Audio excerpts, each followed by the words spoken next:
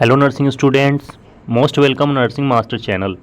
Guys, आज हम एक रिक्रूटमेंट के बारे में डिस्कस करने वाले हैं। ये रिक्रूटमेंट थोड़ी छोटी तो है, बट इस रिक्रूटमेंट के बारे में ज़्यादा लोगों को पता ही नहीं है। ठीक है, हमें पता तो होता है बट नॉर्सेट के बारे में पता होता है। ठीक है, हमें पता होता है ईएसआईसी के बारे में, हमें पता होता है एम्स नॉर्सेट के बारे में, हमें पता होता है आरआरबी के बारे में। लेकिन हमें जो स्टेट गवर्नमेंट के अंदर जो आने वाली छोटी छोटे रिक्रूटमेंट्स हैं ना, उनके बारे में पता ही नहीं चल पाता। ठीक है, जिसकी वजह से वो रिक्रूटमेंट छोटी तो होती है बट वहाँ पर उतनी सीट्स फुलफिल ही नहीं हो पाती है। वैसे ही एक रिक्रूटमेंट आई है मेघालय से। ठीक है गाइस, देख लीजिएगा ऑन द स्क्रीन।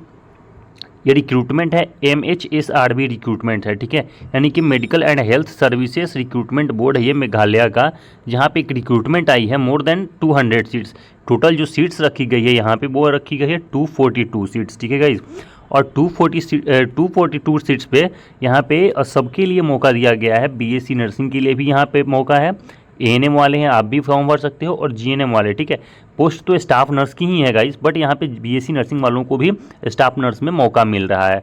तो आप यदि BSc नर्सिंग वाले हो, आपने ANM कर रखा है या फिर GNM 3 साल का डिप्लोमा कोर्स कर रखा है, आपके पास अपॉर्चुनिटी यहाँ पे एप्लीकेशन फॉर्म भरने की। ठीक है, और मुझे पता है लगभग लोगों को, जो लोग भी वीडियोस को देखेंगे, अभी देख रहे हैं, आप में से 90% ऐसे लोग हैं जिनको पता ही नहीं होगा कि ये सारे वैकेंसीज आ रहे हैं। ठीक है, हर स्टेट के अंदर आता है गाइस, तो हमारा काम है आप लोगों को इन्फॉर्म करना।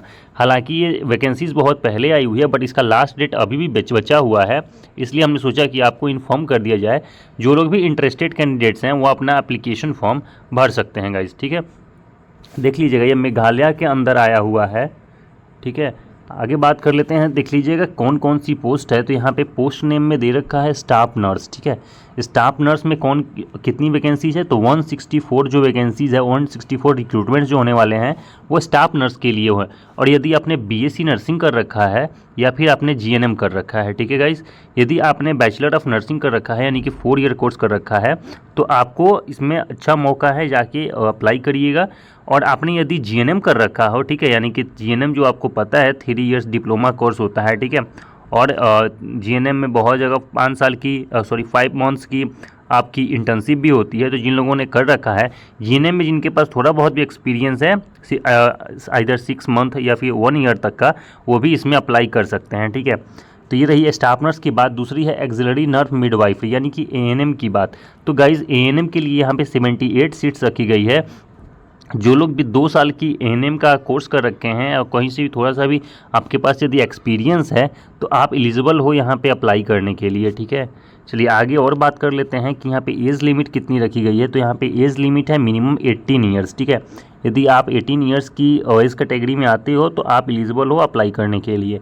मैक्सिमम एज की बात कर लें तो 32 ईयर्स मैक्सिमम एज रखी गई है।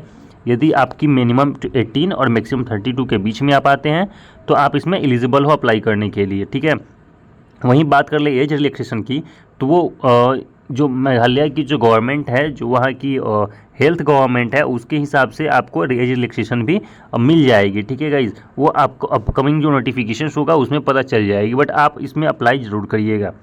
पे स्केल की बात कर लें गाइज, तो मिनिमम 20,000 पर मंथ है और मैक्सिमम जो सैलरी है वो 35,000, यानी कि ANM को हो सकता है कि 20,000 दिया जाए, और जिन्होंने BSc और GNM कर रखा है उनको 35,000 दिया जाए। बट ये जो सैलरी है ना गाइज, ये इन हैंड सैलरी मिलने वाली है, इसके ऊपर से बहुत सारे एलोवेंस मिलेंगे आपको। ठीक है, तो ये मत सोचिएगा कि 20,000 में ही आपके सारे खर्चे हो जाएंगे, बट इससे ऊपर भी आपको अलग अलग तरीके का एलोवेंस मिलेगा।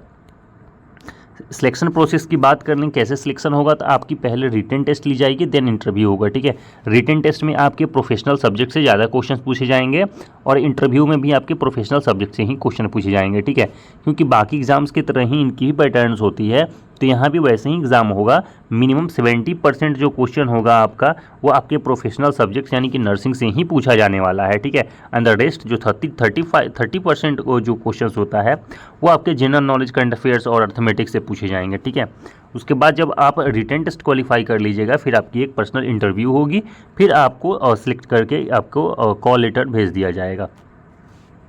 चलिए आप एप्लीकेशन फ़ी की बात कर लेते हैं। तो जनरल कैंडिडेट्स के लिए 500 रुपया एज एन एप्लीकेशन फ़ी रखा गया है। ठीक है, वहीं बात करें यदि SC/ST कैंडिडेट्स की, तो 250 रुपया यानी कि 250 रुपया आपको पे करना होगा। ठीक है, मोड ऑफ पेमेंट की बात कर लें तो ये ऑनलाइन मोड में ही पेमेंट को आपको करना है।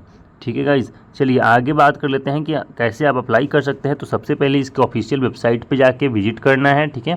वहीं बात करें उसके बाद ऑफिशियल वेबसाइट पे जाके विजिट करने के बाद go to the careers page और रिक्रूटमेंट्स, आपको रिक्रूटमेंट ऑप्शन में जाना है। उसके बाद वहाँ पे एक नोटिफिकेशन होगा, नोटिफिकेशन में आपको MMSRB जॉब्स पे क्लिक करना है, ठीक है। Check the last date before applying, ठीक है। अप्लाई करने से पहले आप लास्ट डेट चेक कर लीजिएगा। मैं आपको अभी नीचे बता देता हूँ कि लास्ट डेट कब तक का है। स्क्रॉल डाउन करके फिर नीचे आपको अप्लाई लिंक आएगा। उस लिंक पे अगर आप क्लिक करोगे तो आपके लिए फिर वो साइट्स ओपन हो जाएगी जहाँ से आप फिल्म को भर सकते हो, ठीक है। Fill out the application form without any mistakes, तो उस एप्लीकेशन फॉर्म को आप फिर से भर सकते हो। देन एप्लीकेशन फ़ी आपको पे करना होगा, ठीक है। फिर आप सबमिट पे क्लिक करोगे, आपकी एप्लीकेशन फॉर्म सबमिट हो जाएगी। उसके बाद देख लीजिए क्या दे रखा है, note down the application number for the further processing, ठीक है। तो उसकी एप्लीकेशन नंबर को आपको नोट करके रख लेना है ताकि आप आगे का कोई भी आप प्रोसेस कर सको, ठीक है। चलिए इंपॉर्टेंट डेट्स डिस्कस कर लेते हैं गाइज। तो इंपॉर्टेंट डेट्स देख लीजिएगा, एप्लीकेशन स्टार्ट कब हुआ था, तो ये 5 अगस्त को ही स्टार्ट हुआ था। क्योंकि गाइज ये स्टेट्स में छोटे छोटे रिक्रूटमेंट्स आती है तो इनके बारे में ज़्यादा पता ही नहीं चल पाता है लोगों को, ठीक है। मुझे भी पता नहीं था, अभी पता चला है। और इसकी लास्ट डेट बची हुई है, लास्ट डेट कब है, तो 5 सितंबर इसकी लास्ट डेट है, ठीक है। तो जो लोग भी इंटरेस्टेड कैंडिडेट्स हैं, जो लोग भी चाहते हैं इसमें जाके अप्लाई करना, एप्लीकेशन फॉर्म भरना, तो आपके लिए बहुत अच्छा मौका है गाइज, प्लीज़ भरिएगा। एप्लीकेशन फ़ी कुछ खास नहीं रखी गई है, तो आपको भर के देखने में कुछ नहीं जाता है। जो लोग इंटरेस्टेड कैंडिडेट्स हैं या फिर जो लोग मेघालय के आसपास के लोग हैं या फिर मेघालय के लोग हैं, वो अगर इंटरेस्टेड हैं तो आप प्लीज़ जाओ और अपनी एप्लीकेशन फॉर्म को फिल करो, ठीक है गाइज।